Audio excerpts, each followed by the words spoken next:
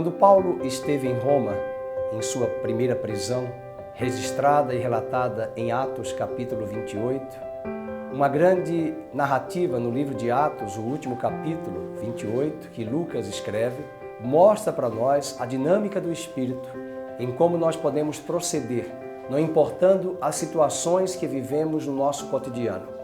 Paulo estava preso, mas o Evangelho não estava preso. O Evangelho estava livre. Aliás, o Evangelho nos liberta. O Evangelho nos promove a um nível de liberdade.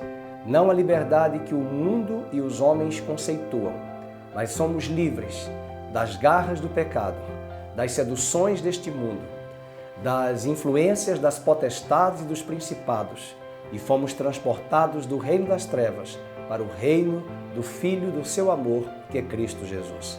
A narrativa do livro de Atos, o último capítulo, embora o livro de Atos, a narrativa da história da igreja, ela é construída até os dias de hoje, desde aquela época. É por isso que até existe uma igreja aqui no Brasil chamada Atos 29, querendo mostrar que a dinâmica do Espírito tem seu prosseguimento e a sua continuidade na esfera dos homens por todas as eras e todos os séculos. E no capítulo 28, verso de número 23, Paulo ficará preso em uma prisão domiciliar e o evangelista Lucas narra: e havendo-lhe eles marcado um dia, vieram em grande número ao encontro de Paulo na sua própria residência. Então, desde a manhã até a tarde, lhes fez uma exposição em testemunho do reino de Deus, procurando persuadi-los a respeito de Jesus pela lei de Moisés e pelos profetas.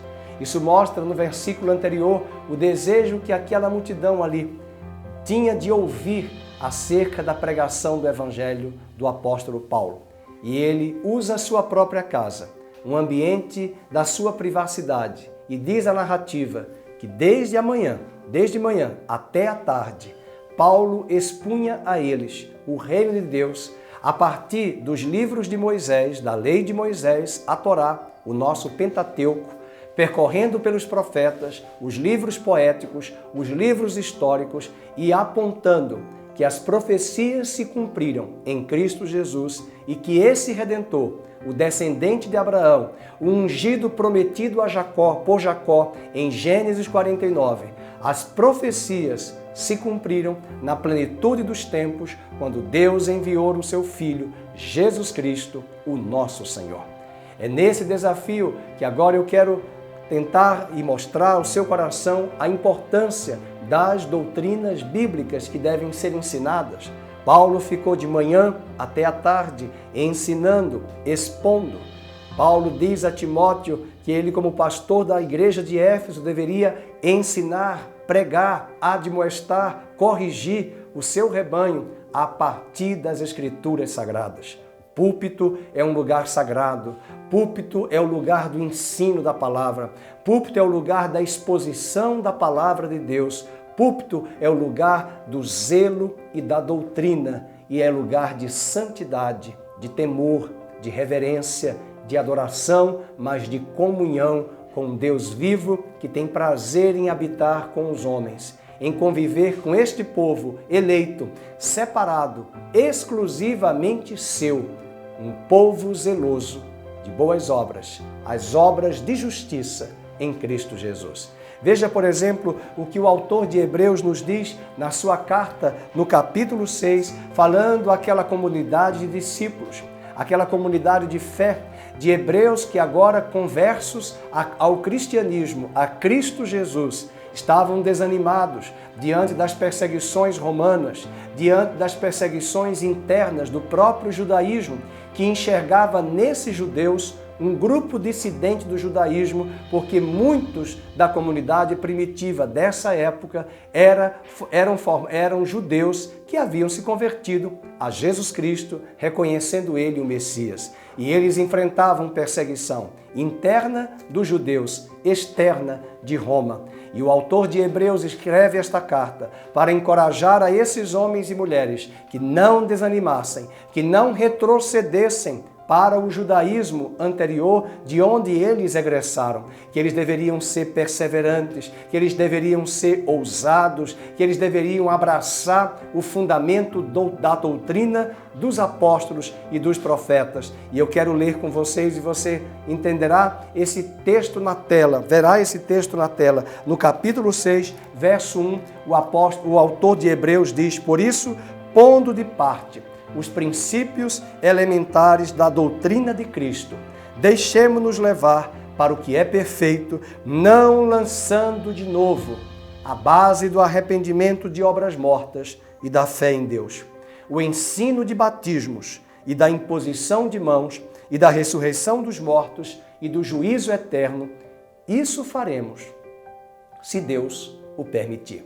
São 3 versículos que para o autor de Hebreus são doutrinas importantes. Ele diz, olha, deixando de lado, deixando à parte essas doutrinas que muitos de vocês não abraçaram, não estudaram, não mergulharam com afinco, eu vejo e enxergo agora a necessidade de trazer novamente essas doutrinas básicas da doutrina de Cristo, uma vez que muitos deveriam agora se alimentar de um alimento mais sólido diante das perseguições, das batalhas que são travadas e que vocês estão sendo perseguidos. É imprescindível para o autor de Hebreus ter as doutrinas básicas da fé.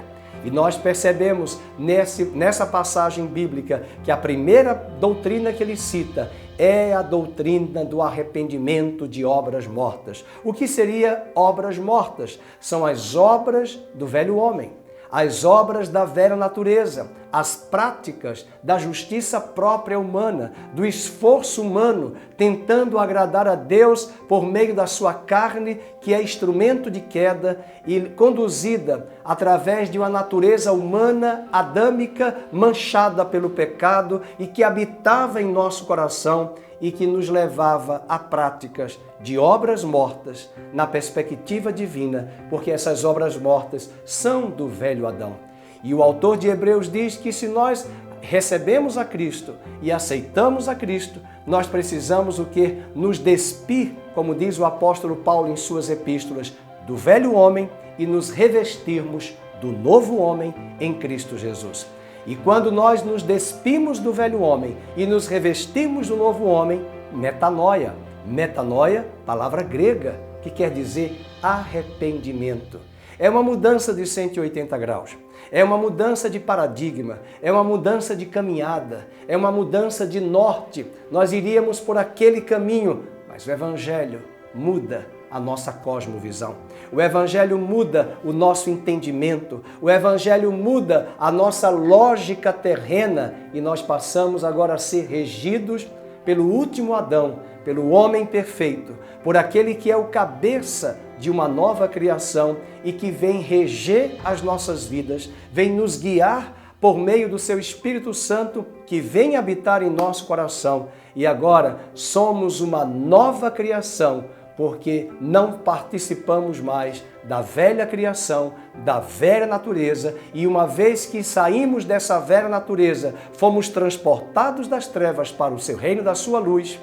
O autor de Hebreus diz que a doutrina básica e primária que você deve estudar se chama arrependimento de obras mortas. É curioso estudar a carta do apóstolo Paulo aos Efésios, a carta do apóstolo Paulo aos Colossenses, e em ambas estas cartas eles nos ensinam que devemos nos despir do velho homem e nos revestirmos do novo homem em Cristo Jesus.